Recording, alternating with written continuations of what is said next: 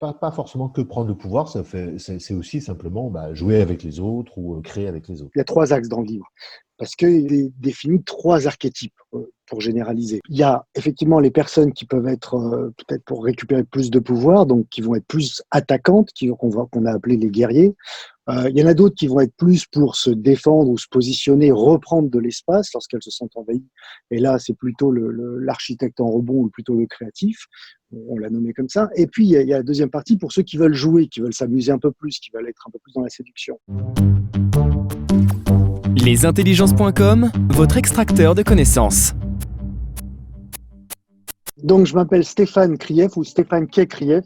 J'ai 2 noms parce que j'ai aussi un nom d'artiste. Donc, je suis auteur co-auteur avec Bruno sur ce livre, mais je suis aussi réalisateur et acteur. Donc Bruno Adler, j'ai synthétisé mes activités sous l'intitulé libérateur d'énergie. Alors, je suis pas magnétiseur, mais je suis consultant, formateur, coach.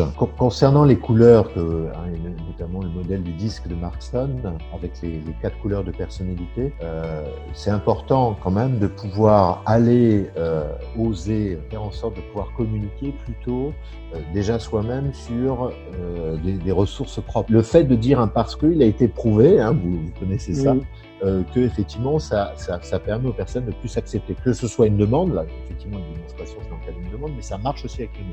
Sauf que si vous restez avec un non parce que, peut-être que ça atténue, il n'empêche que la personne va être frustrée par rapport à sa demande. Donc le mais est très important. Le mais permet de proposer des solutions.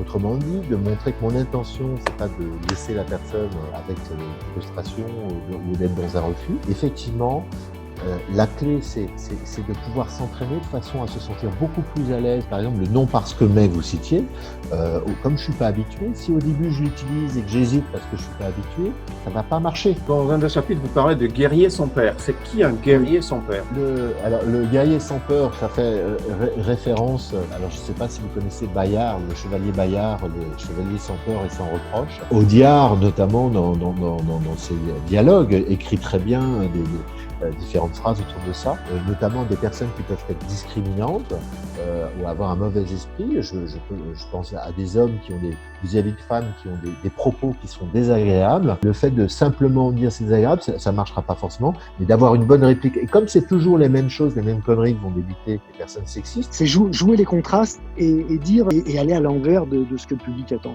Toujours jouer entre ces 2 oppositions. Enfin, toujours. C'est une proposition. Quels sont les top 3 des meilleures astuces? Quand un serveur ou la personne qui vous place vous propose une table, je vous invite à faire en sorte d'en demander une autre. Donc c'est s'entraîner à ne pas accepter une proposition de quelqu'un et de façon à trouver la bonne façon de s'affirmer, etc. C'est d'avoir des phrases toutes prêtes, c'est ce que disait Bruno. C'est de s'entraîner avec des phrases toutes faites, déjà. Et il y en a une que je propose bien souvent, surtout lorsqu'on se retrouve avec des personnes qui peuvent être affirmées, avec du facilité à dire les choses, c'est de jouer avec un ou pas. Quelqu'un qui dit oui, ça marche comme ça, et puis vous rajoutez derrière ou pas. Et d'un seul coup, vous voyez, vous le déstabilisez. Inscrivez-vous maintenant pour profiter de 4 jours offerts à notre plateforme.